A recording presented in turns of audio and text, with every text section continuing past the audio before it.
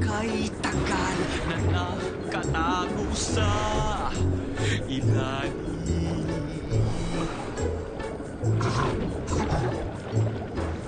Ngunit nakakasawa na itong daigdig kong gulay itim.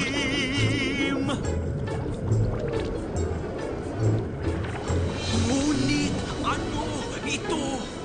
Hindi isa, kundi 7.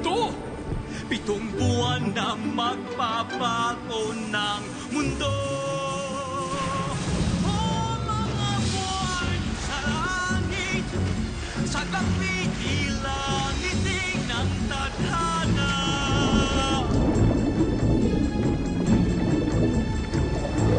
Walang tinig, umawit, walang paa, ngunit tila sumasayaw.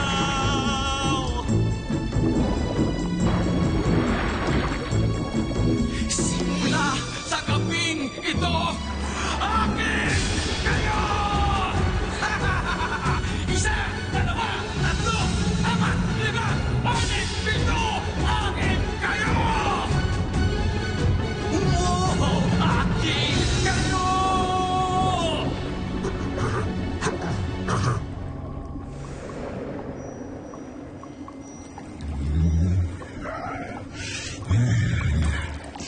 Kay gaganda talaga ng mga buwan na yan.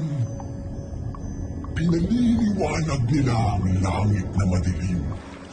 Ano kaya kung kainin ko ang isa at dalhin ko ang liwanag nito sa ilalim ng dagat? Wala naman sigurong makakapansin. Pwede.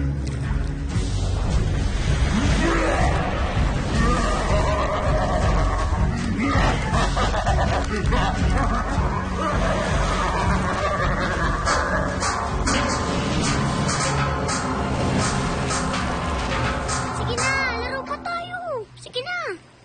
Gabing-gabi na, Bulan. Uuwi na kami. Oo nga, baka hinahanap na kami sa amin. Sige na, laro pa tayo. Maliwanag naman, no? Bukas na lang. Sige, Bulan, uwi na kami.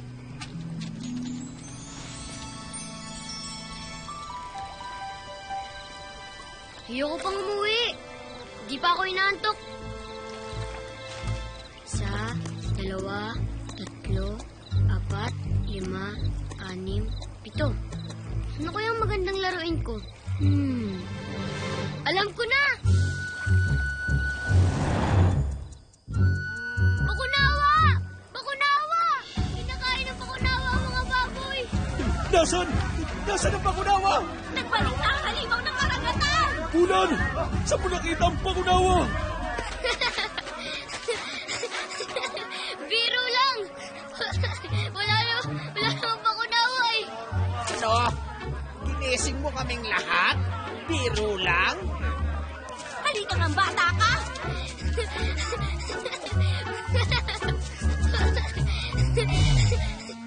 Nang masigurong tulog na ang lahat sa banwa, muling umahon sa dagat ang bakunawa upang gawin ang kanyang balak.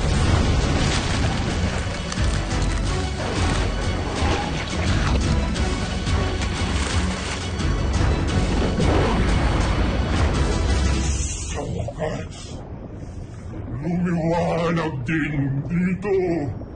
Sawang-sawa na ako sa dilim, no? Bah!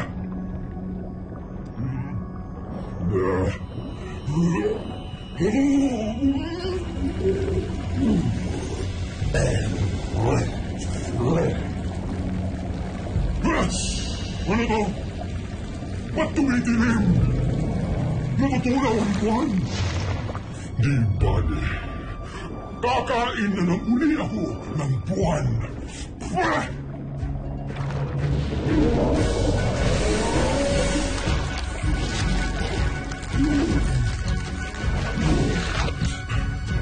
Ang sarap!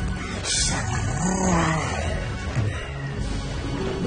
Wala na namang nakakita na kinain ng bakunawa ang buwan.